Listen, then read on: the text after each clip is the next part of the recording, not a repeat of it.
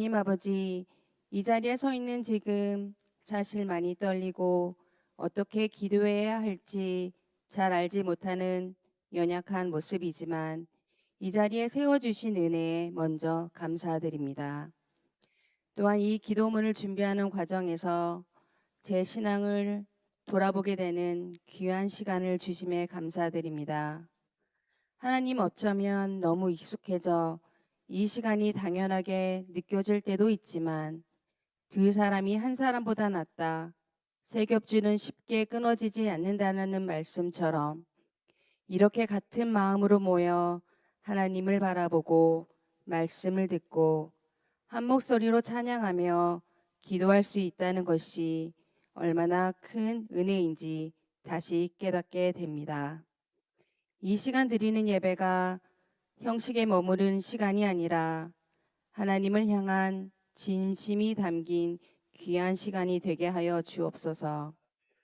오늘 하루도 각자의 일터에서 고용주와 고용인의 관계 속에서 마음의 어려움을 겪고 있는 이들을 위로하여 주시고, 가정에서 엄마로서 아내로서 보이지 않는 수고로 하루를 채워가는 손길 위에 주님의 위로와 쉼을 더하여 주옵소서.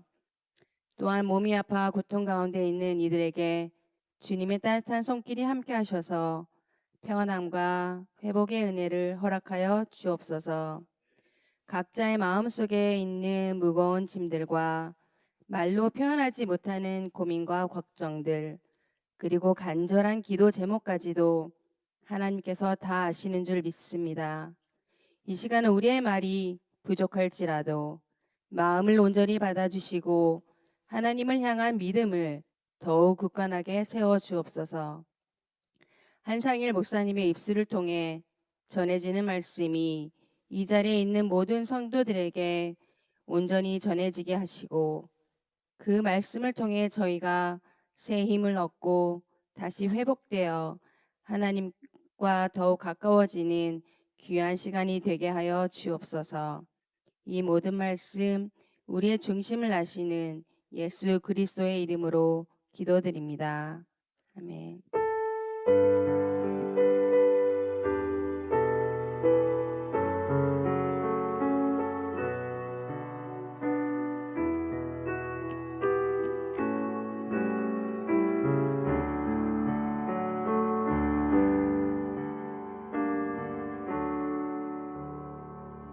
그가 돌아온 뒤에 백성은 하세롯에서 떠나 바란 광야에 이르러 진을 쳤다. 주님께서 모세에게 말씀하셨다.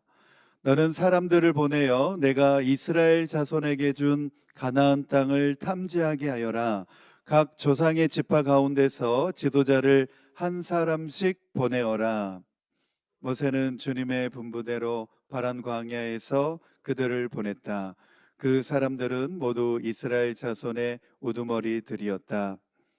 그들의 이름은 다음과 같다. 르우벤 지파에서는 사쿨의 아들 삼모아요, 시몬 지파에서는 호리의 아들 사바시요, 유다 지파에서는 여분의 아들 갈렙이요, 이사갈 지파에서는 요셉의 아들 이갈이요, 에브라임 지파에서는 눈의 아들 호세아요, 베냐민 지파에서는 라보의 아들 발디요, 스불론 지파에서는 소디의 아들 갓디엘이요, 요셉 지파 곧 므낫세 지파에서는 수시의 아들 갓디요, 단 지파에서는 그말리의 아들 암미엘이요, 아셀 지파에서는 미가엘의 아들 수두리요, 납달리 지파에서는 웹시의 아들 나비요, 갓 지파에서는 마기의 아들 그우엘이다.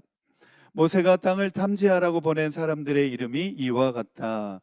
모세는 눈의 아들 호세아를 여호수아라고 불렀다. 아멘, 아멘. 네, 우리가 너무나 잘 알고 있는 말씀이죠. 12정탐꾼을 가나안 땅으로 보내게 되는 그런 이야기입니다.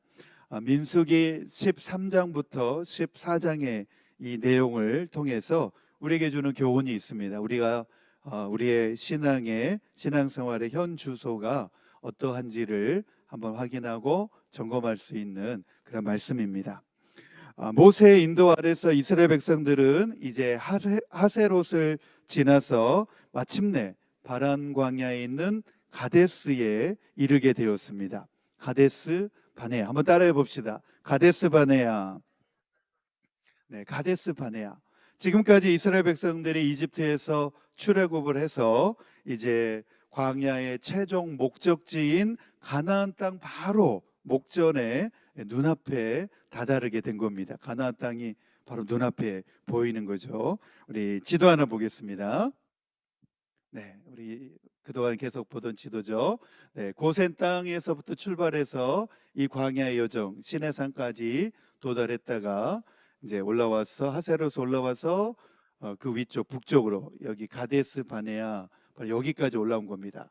네, 가데스 바네아 바란 광야의 가데스, 그래서 가데스 바네아인데 그 위에 보면 이제 호르산도 있고 아론이 죽은 호르산도 있고 그 위에 이제 브엘세바가 있습니다. 요즘에 우리 새벽 예배 때마다 창세기 이제 아브라함의 말씀을 살펴보고 있는데 이 브엘세바에서 떠나 이 헤브론에 옮겨와서 살게 되죠. 그래서 사라가 이곳에 묻히게 되고 아브라함도 죽어서 이곳에 묻히게 됩니다. 그래서 브엘세바, 그다음에 헤브론, 예루살렘 다 이 가나안 땅, 자기들이 가고자 했던 가나안 땅 바로 남방 가데스 바네아까지 다 다다르게 된 겁니다. 그래서 여기에서 이제 들어가기만 하면 되는 여정입니다. 그런데 이 가데스 바네아에서 12 정탐꾼을 이곳으로 이제 보내게 됩니다. 그런데 오늘 읽었던 이 민수기에 보면 한 가지 생략되어져 있는 말씀이 들어 있습니다. 그거는 조금 이따가 설명을 해드리겠습니다.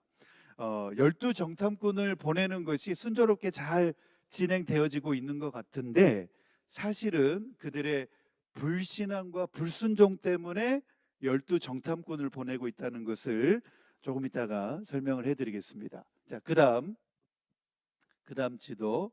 네, 가데스 바네아에서 남방 땅이죠. 남방 광야 땅. 그래서 조금만 올라가면 헤브론이 나옵니다. 헤브론. 네, 아브라함이 이곳에 묻혔던.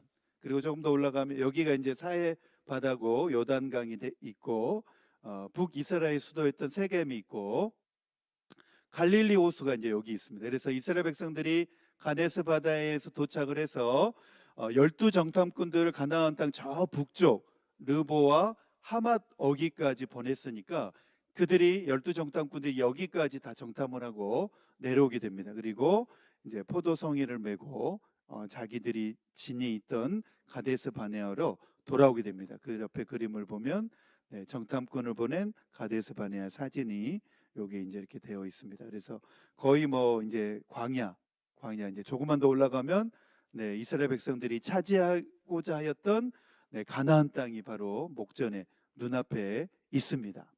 그래서 오늘 이 말씀을 함께 나누면서 이스라엘 백성들이 실패했던 그 모범을 우리가 따라가지 않아야 된다는 것입니다. 이들은 왜 실패할 수밖에 없었는가? 그 궁금증을 가지고 오늘 말씀을 함께 살펴보도록 하겠습니다. 가나안 땅 정탐을 마치고 돌아온 12명의 정탐꾼 가운데서 10명이 이 땅에 대해서 부정적인 보고를 합니다. 악평은 했다 그랬죠.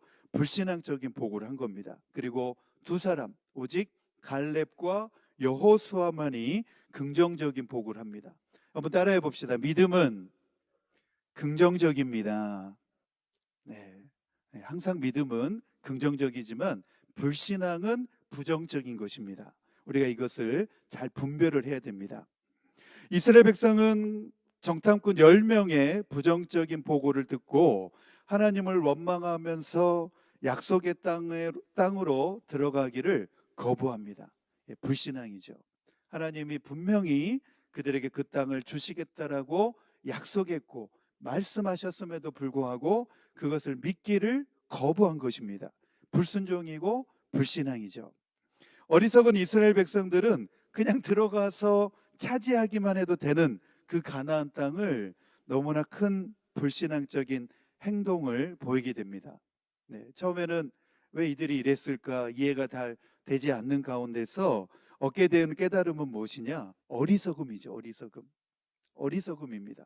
우리가 보통 다 실패하는 이유가, 신앙에서 다 실패하는 이유가 어리석음입니다.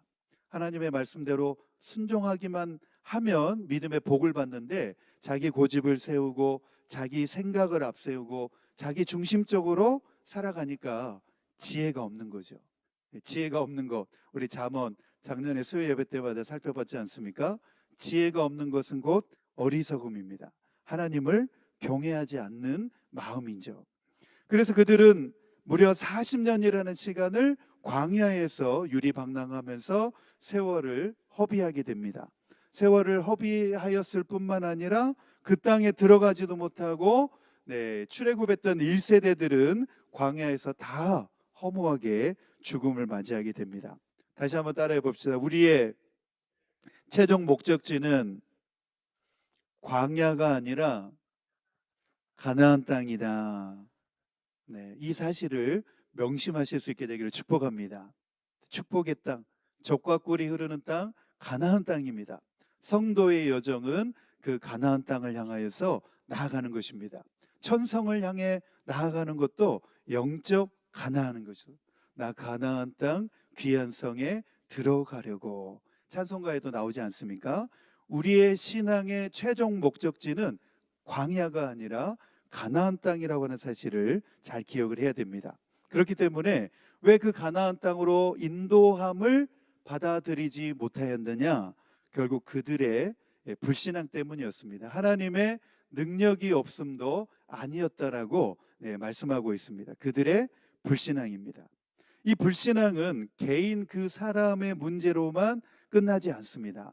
항상 신앙 공동체, 교회 안에서도 부정적인 전염을 일으킵니다. 부정적인 말, 불평하는 말, 미래에 대한 비관적인 말, 지도자에 대한 불신을 조장하는 것, 이 모든 것들이 다 가나안 땅으로 나아가지 못하게 하는 발목을 잡는 불신앙적인 행동입니다. 그래서 우리의 신앙생활에 생긴 영적 전염병, 이것이 바로 교회 생활을 하는 가운데 있어서 나타나게 되는 신앙적인 파산을 초래한다라고 하는 사실을 우리가 오늘 말씀을 통해서 영적 교훈으로 얻을 수가 있습니다. 그렇기 때문에 우리가 실패한 이 사람들의 본을 잘 우리가 배워서 우리는 어리석은 길로 나아가지 말아야 됩니다. 첫 번째 주제로, 그래서 가나안 정탐 사건은 믿음의 갈림길에서 불신앙이 교회 공동체 구성원들에게도 어떻게 영향을 미치는지에 대해서 아주 매우 중요하게 교훈을 주고 있는 말씀입니다. 믿음의 갈림길에서 지금 이스라엘 백성들은 가데스 바네아라고 하는 이 믿음의 갈림길에 와 있습니다. 순종하며 그 땅으로 들어갈 것이냐, 아니면 불순종하고 광야에서 매몰되어서 죽을 것이냐에 대한 중대한 갈림길에 와 있었음에도 불구하고 그들은 어리석게도 하나님의 말씀에 순종하지 못합니다. 하나님께서 광야 가운데, 여정 가운데서 수많은 기적과 이적, 불기둥 구름기둥, 만나와 메추라기, 마라의 쓴물을 변하여 물을 마실 수 있게 해주셨고, 홍해를 건널 수 있게 해주셨던 수많은 기적들을 그들에게 다 보여주셨음에도 불구하고 그들은 끝까지 하나님 앞에 불순종한 모습을 볼 수가 있습니다. 어리석음이죠. 지혜롭지 못한 행동인 거죠. 민수기 13장을 보면 가나안 땅으로 12 정탐꾼을 보내는 일이 겉으로 보기에는 자연스러운 것처럼 보입니다. 하지만 모세가 그 광야의 걸음을 회상하면서 기록하였던 신명기에 보면 이때의 일을 소상하게 잘 기록을 해 놓았습니다. 신명기서는 특별히 불순종하면 벌을 받고 순종하면 복을 받는다라고 하는 그 관점 속에 기록되어져 있는데, 이스라엘 백성들이 가나안 땅, 축복의 땅으로 들어가지 못하고 왜 그 광야에서 그들이 유리방랑하며 1세대들이 다 하나님 앞에 벌을 받고 죽게 되었는지에 대한 교훈을 이 신명기의 말씀 가운데서 밝혀주고 있습니다. 바로 신명기 1장의 말씀에 보면 이 사건이 그 당시 이스라엘 백성들의 영적인 문제였다, 신앙적인 문제였다고 하는 것을 밝히 말하고 있습니다. 우리 신명기 1장 19절에서 22절입니다. 우리 같이 한번 읽겠습니다. 19절에서 22절 시작. 우리는 주 우리의 하나님이 우리에게 명하신 대로 하였습니다.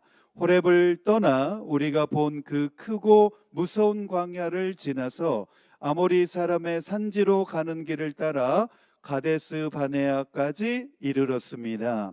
그때에 내가 당신들에게 일렀습니다. 이제 당신들은 주 우리의 하나님이 우리에게 주시는 아모리 사람의 산지까지 왔습니다. 보십시오. 주 당신들의 하나님이 주신 땅이 당신들 앞에 있습니다. 주 당신들 조상의 하나님이 당신들에게 말씀하신 대로 올라가서 차지하십시오. 두려워하지도 말고 겁내지도 마십시오. 그러나 당신들은 다 나에게 와서 이렇게 말하였습니다. 땅을 탐지할 사람들을 먼저 보내서 우리가 올라갈 길과 우리가 쳐들어갈 성읍들이 어떠한지 그 땅을 정찰하여 우리에게 보고하게 하자라고 했다는 것입니다. 이제 올라가서 차지하기만 하면 된다라고 모세가 말을 했지만 그 백성들이 그것을 듣지 않았다는 것입니다. 그러지 말고 땅을 탐지할 사람들을 먼저 보내자. 우리가 가서 차지하지 말고, 그래서 우리가 갈 길을 보고 우리가 쳐들어갈 성읍이 어떠한지를 보고 그 땅을 정찰하게 하자. 겉으로 보기에는 합리적이고 상당히 그럴듯하게 보이지만 인본주의적입니다. 인본주의적인 선택을 그들이 하게 되었습니다. 그 이유가 이제 나오죠. 신명기에 보면 백성들이 정탐꾼을 먼저 보내자, 우리가 올라가지 말고 정탐꾼을 먼저 보내자고 한 이유가 분명하게 드러납니다. 가나안 땅을 정탐하고자 한 의도가 하나님의 명령을 거스리는 불순종의 발현이었습니다. 정탐 그 자체가 물론 죄는 아니었습니다. 왜냐하면 여호수아도 가나안 땅을 들어갈 때에 정탐꾼들을 보냈기 때문에 정탐꾼을 보낸 것 자체가 죄는 아니었지만 여호수아와 비교하여 볼 때에 이번 경우는 완전히 다릅니다.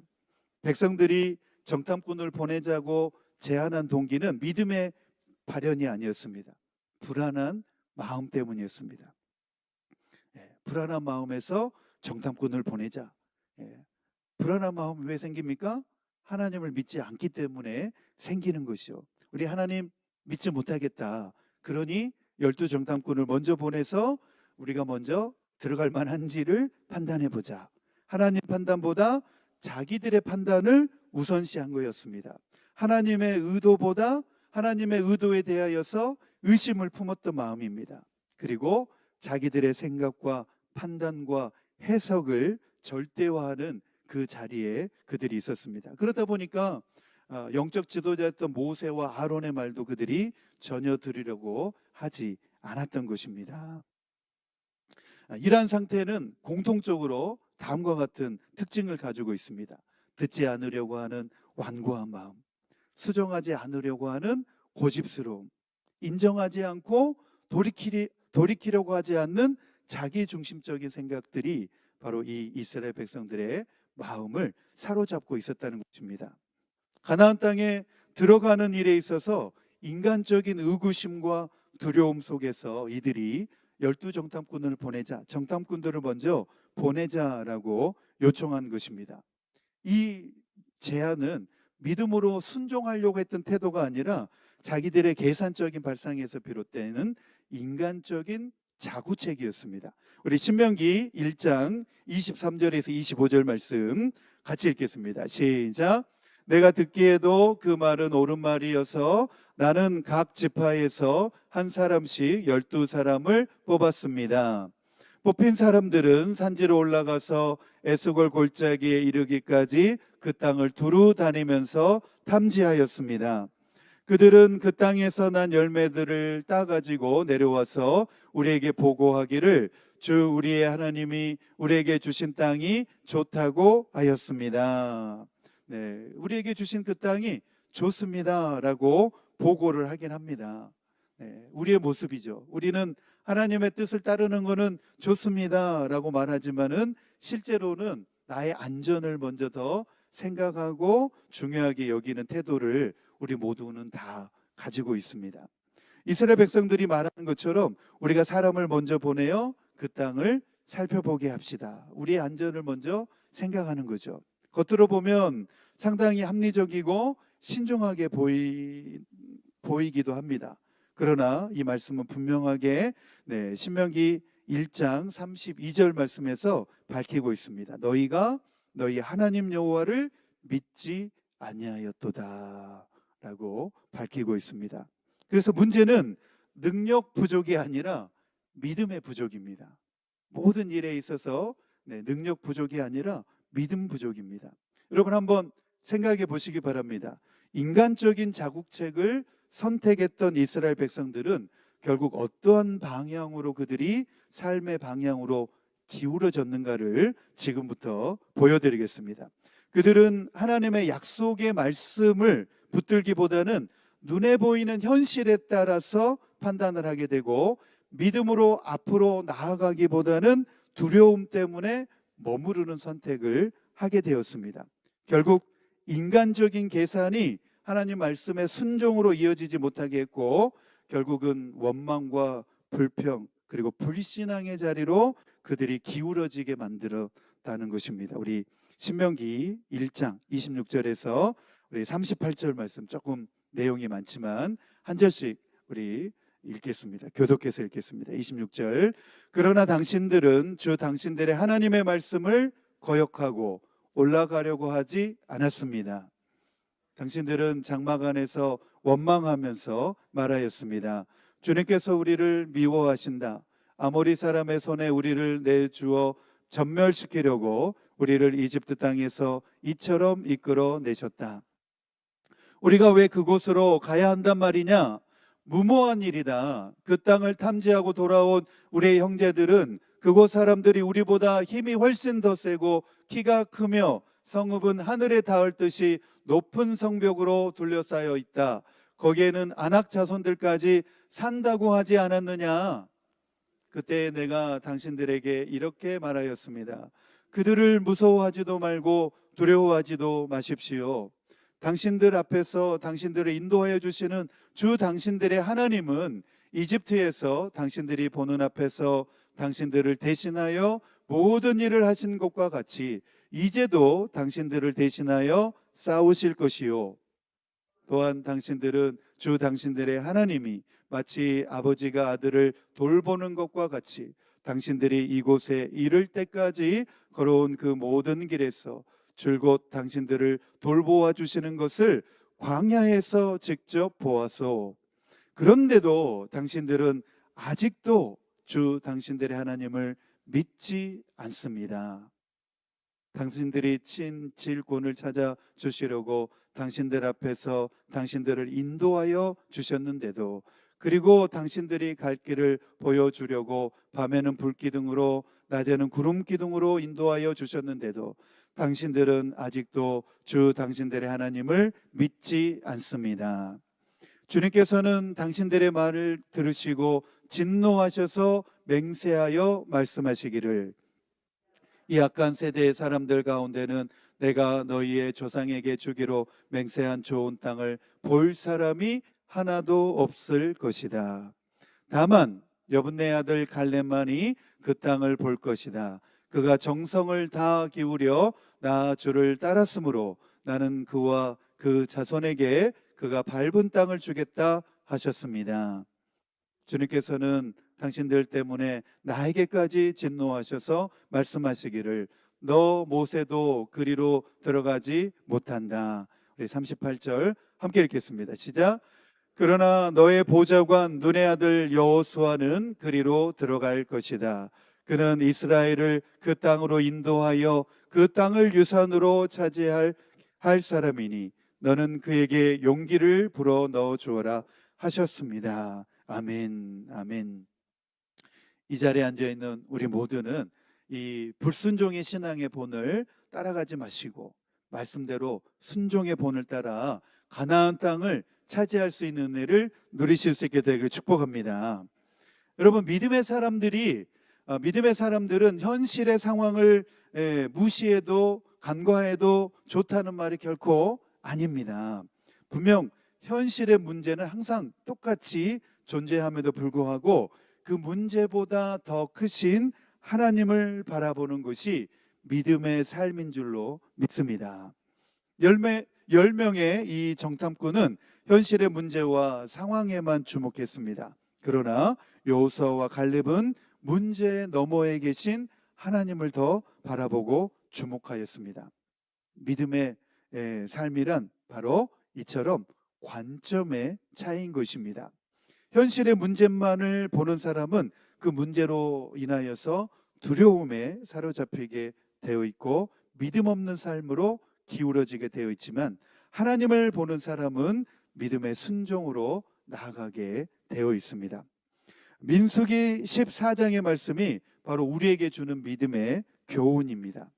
믿음과 불신앙의 이 대조적인 모습을 통해서 같은 현실 속에서도 전혀 다른 결말에 이르게 된다는 사실을 이 말씀 가운데서 우리에게 주고 있습니다. 하나님은 이미 말씀하셨고 약속하셨고, 이제 그 말씀 앞에서 어떻게 반응할 것인가는 결국 우리의 선택과 믿음에 달려 있다는 것입니다. 믿음의 선택을 하실 수 있게 되기를 축복합니다. 우리 민수기 14장 1절에서 4절 말씀 같이 한번 읽겠습니다. 시작. 온 회중이 소리 높여 아우성쳤다. 백성이 밤새도록 통곡하였다. 온 이스라엘 자손이 모세와 아론을 원망하였다. 온 회중이 그들에게 말하였다. 차라리 우리가 이집트 땅에서 죽었더라면 더 좋았을 것이다. 아니면 차라리 우리가 이 광야에서라도 죽었더라면 더 좋았을 것이다. 그런데 주님은 왜 우리를 이 땅으로 끌고 와서 칼에 맞아 죽게 하는가? 왜 우리의 아내들과 자식들을 사로잡히게 하는가? 차라리 이집트로 돌아가는 것이 좋겠다. 그들은 또 서로 말하였다. 우두머리를 세우자. 그리고 이집트로 돌아가자. 이 얼마나 배은망덕합니까? 우리를 끌었던 모세와 아론을 바꾸자.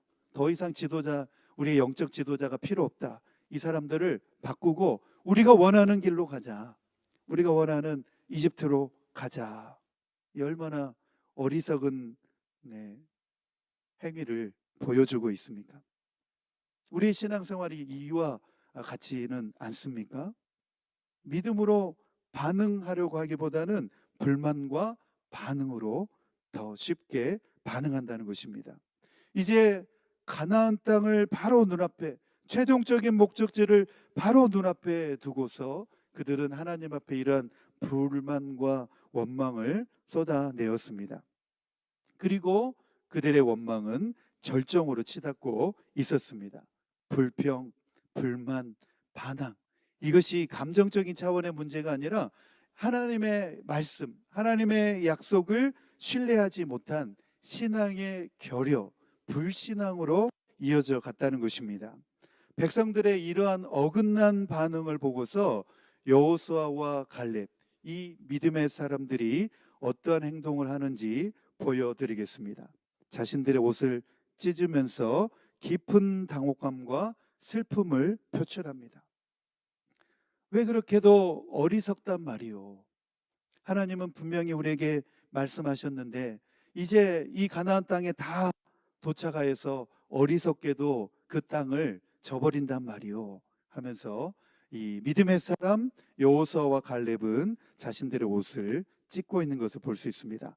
우리 민수기 14장 6절에서 9절 말씀 같이 읽겠습니다. 6절에서 9절 시작. 그러자 그 땅을 탐지하고 돌아온 이들 가운데서 눈의 아들 여호수아와 여분의 아들 갈렙이 슬픔에 겨워 자신들의 옷을 찢으며 이스라엘 자손 온 회중에게 말하였다. 우리가 탐지하려고 두루 다녀본 그 땅은 매우 좋은 땅입니다. 주님께서 우리를 사랑하신다면 그 땅으로 우리를 인도하실 것입니다. 젖과 꿀이 흐르는 그 땅을 우리에게 주실 것입니다. 다만 여러분은 주님을 거역하지만 마십시오. 여러분은 그 땅 백성을 두려워하지 마십시오. 그들은 우리의 밥입니다. 그들의 방어력은 사라졌습니다. 주님께서 우리와 함께 계시니 그들을 두려워하지 마십시오. 아멘. 아멘. 결국 결과가 어떻게 되었습니까? 믿음으로 반응했던 갈렙과 여호수아는 가나안 땅으로 들어가는 은혜를 입게 되었습니다. 그러나 끝까지 불신앙으로 하나님 앞에 반응했던 이들은 그곳 가데스 바네아에서 다 죽고 말았습니다. 하나님의 공의의 심판이 그들에게 임한 것입니다. 하나님은 죄를 결코 간과하시는 분이 아닙니다. 그렇기 때문에 악을 행하는 사람으로 인하여서 마음이 불편해지기 마시기 바랍니다. 하나님의 때가 되면 하나님은 언제나 공의의 때에 반드시 그 죄를 다스리십니다. 하나님은 그저 오래 참으실 뿐입니다. 하나님께서 왜 오래 참으시느냐? 회개할 기회를 주시는 것입니다. 그 회개할 기회를 주시는데도 불구하고 그 기회조차 얻지 못하고 회개하지 않는다면 이스라엘 백성들처럼 이곳 광야에 다 죽음을 맞이하게 될 것입니다. 여호수아와 갈렙이 이렇게 행동할 수밖에 없었던 것은 무엇이었느냐? 이스라엘 공동체 안에서 지금 벌어지고 있는 이 심각성을 그들이 느꼈기 때문에 그렇습니다. 영적 붕괴의 심각성을 그들이 보았습니다. 믿음의 사람들은 이것이 하나님 앞에 대적하는 것이고 불손한 태도라고 하는 것을 믿음의 사람들은 직시했습니다. 그렇기 때문에 그들은 그 광경을 보면서 심히 슬퍼했다는 것입니다. 백성들이 지금 심히 아름다운 땅, 하나님이 주시겠다고 약속한 그 땅을 두고 악평하면서 폄하하면서 나쁜 땅으로 그렇게 불평했습니다. 더 나아가서 그 땅뿐만 아니라 자기 백성과 함께 하시는 그 하나님을 멸시하고 영적 불신앙의 상태에 그들이 빠져 들어가게 되었다는 것입니다. 여러분, 하나님을 경외하지 않고 하나님을 멸시하는 마음이 있다면 현실은 반드시 왜곡되어지게 되어 있습니다. 하나님을 두려워하는 마음이 없고 경외하는 마음이 없으면 현실이 좋아 보이지 않습니다. 항상 나쁘게만 보입니다. 하지만 하나님을 신뢰하는 마음이 있으면 똑같은 현실이라도 올바른 해석을 할 수 있게 되는 줄로 믿습니다. 이제 하나님은 이 이스라엘 백성들의 불신앙을 단호하게 심판하십니다. 우리 민수기 14장 10절에서 우리 24절에 있는 말씀 한 절씩 우리 같이 읽겠습니다. 그러나 온 회중은 그들을 돌로 쳐 죽이려고 하였다. 믿음의 사람들을 돌로 쳐 죽이려고 했죠. 그때에 주님의 영광이 회막에서 온 이스라엘 자손에게 나타났다. 주님께서 모세에게 말씀하셨다. 언제까지 이 백성이 나를 멸시할 것이라더냐? 내가 이 백성 가운데서 보인 온갖 표적들이 있는데 언제까지 나를 믿지 않겠다더냐? 내가 전염병으로 이들을 쳐서 없애고 너를 이들보다 더 크고 힘센 나라가 되게 하겠다.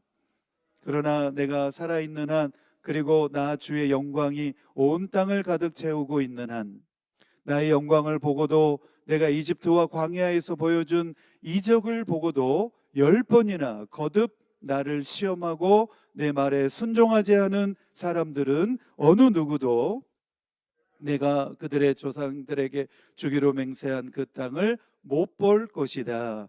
나를 멸시한 사람은 어느 누구도 그 땅을 못 볼 것이다. 24절 함께 읽겠습니다. 그러나 나의 종 갈렙은 그 마음이 남과 다르고 또 전적으로 나를 따랐으므로 나는 그가 다녀온 그 땅으로 그를 데리고 가겠고 그의 자손은 그 땅을 유산으로 받을 것이다. 아멘. 아멘. 믿음의 사람들이 기도의 응답을 받고 믿음의 사람들이 하나님의 은혜와 약속을 보장받게 되는 줄로 믿습니다.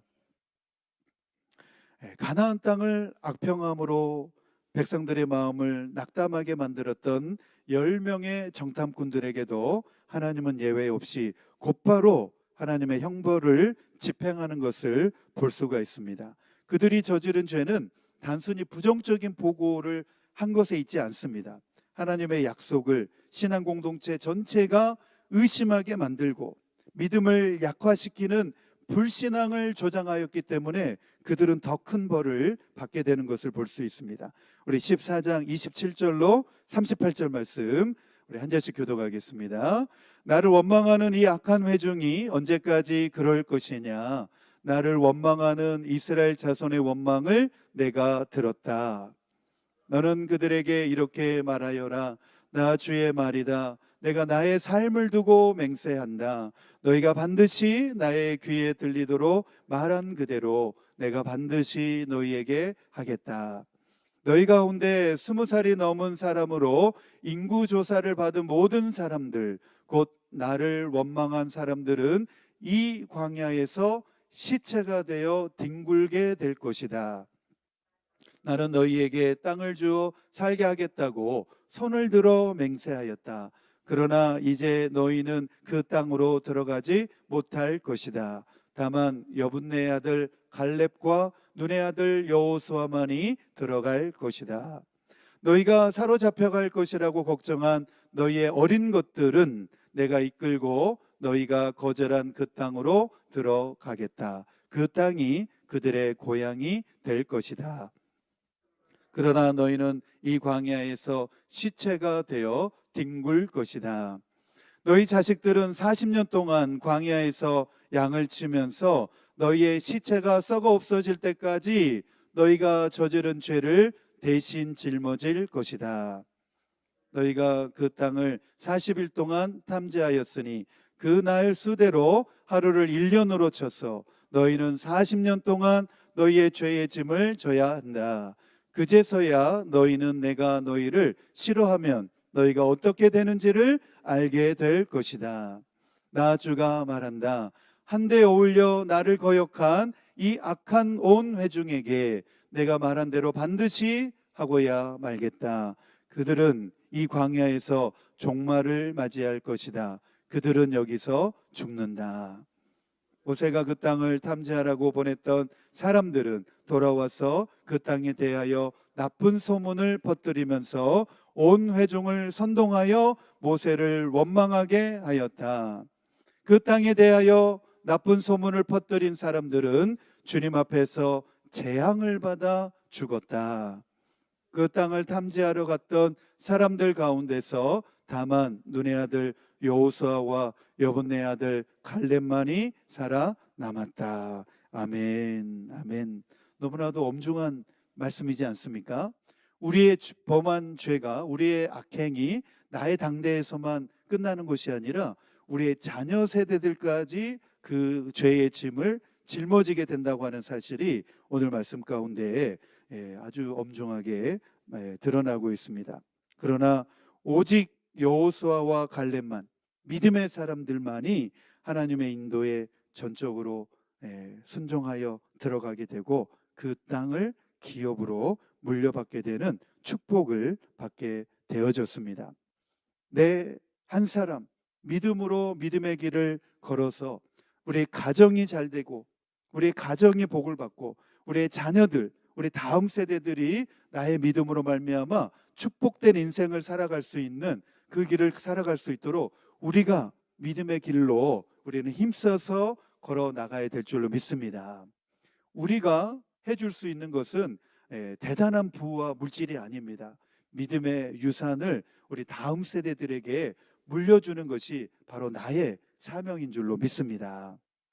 오늘 말씀의 결론입니다. 첫 번째로 불신앙은 약속의 땅을 눈앞에 두고도 들어가지 못하게 하였듯이 결국 하나님의 약속을 현실 속에서 누리지도 못하게 만드는 가장 큰 장애물이 되었습니다. 하나님을 불신하고 하나님을 경외하지 않는 것, 하나님 앞에 악담하고 불평하는 것, 하나님은 다 들으셨다는 것입니다. 두 번째로 믿음의 선택은 다수의 의견이 아니라 군중심리가 아니라 하나님의 말씀, 하나님의 약속을 기준으로 판단하는 것입니다. 여러분, 누가 뭐라고 한다고 해서 그 말에 휩쓸리지 마시기 바랍니다. 오직 우리는 하나님 말씀 가운데 우리의 믿음의 기준을 삼으실 수 있게 되기를 축복합니다. 여호수아와 갈렙은 11명이 말하고 있는 것과 다르게 그들의 말에 휩쓸리지 않았습니다. 오직 믿음의 말을 선포했습니다. 올라갑시다. 올라가서 하나님이 주시겠다고 말씀하신 그 땅을 정복하고 차지합시다. 하나님이 말씀하셨기 때문에 우리는 반드시 그 땅을 점령할 수 있습니다. 믿음으로 한 선포가 그대로 이루어지게 된 줄로 믿습니다. 오늘도 우리는 계속해서 나의 말이 믿음의 선포가 되는 말이 되실 수 있게 되기를 축복합니다. 우리 실천을 위한 적용입니다. 나는 현실을 보고 판단하는가? 아니면 하나님의 말씀을 보고 판단하는가?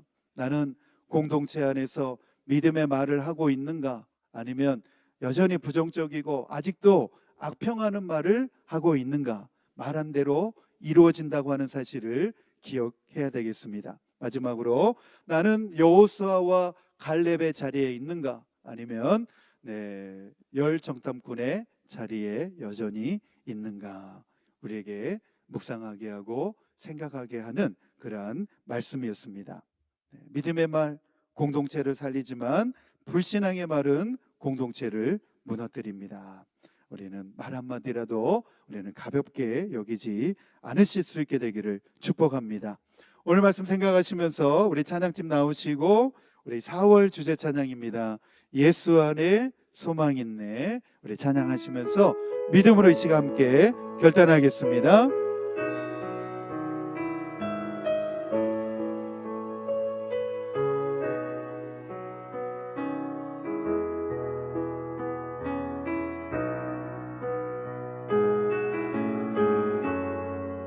예수 안에 소망 있네. 예수 안에 소망 있네.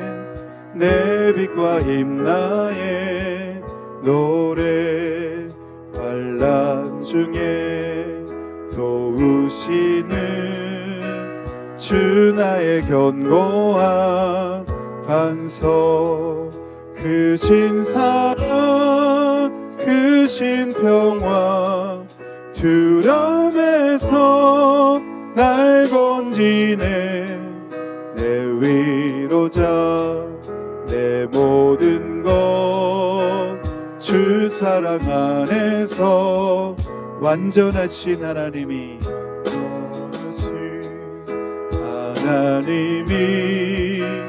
우리와 같이 되신 주 사랑과 그 공의로 세상을 구원하셨네. 십자가에 주 달리사 그 진노를 거두셨네. 내 모든 죄 담당하신 주 은혜 안에 살리라. 아멘, 아멘.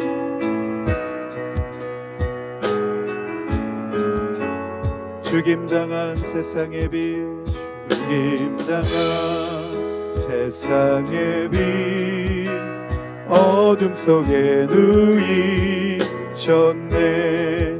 영광스러운 그의 날에 무덤에서 부활했네.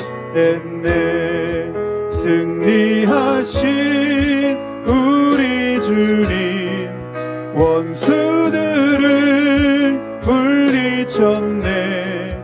나 주의 것 주 나의 것 주 보혈 안에 살리. 주 예수의 능력으로 내 속에 두려움 나의 사는 모든 순간